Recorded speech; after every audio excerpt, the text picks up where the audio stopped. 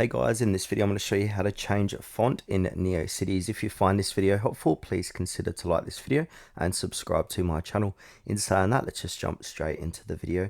Okay, so as you can see, this is my font on my site at this current point in time. In order to change it, we want to go back to our dashboard, find styles.css, and we want to go ahead and edit this code. Now, once we're inside of here, you can see the font family. This is where we can change it.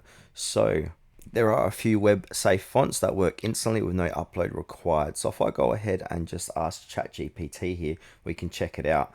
So we can see here we've got these ones we can use. So if I want to go ahead and use, say, this Verdana one, we can, which is currently being used. But if we want to change this to this one, I'm just going to copy this, and I'm just going to get rid of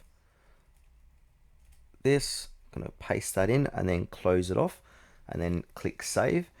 If there are any errors, it's going to let you know here. So if I'll just show you quickly that this has worked. Yep, you can see that has worked. Now if I come back here, say if I misspell this, go like that, click on save, it's probably going to give me an error here. So just let me refresh.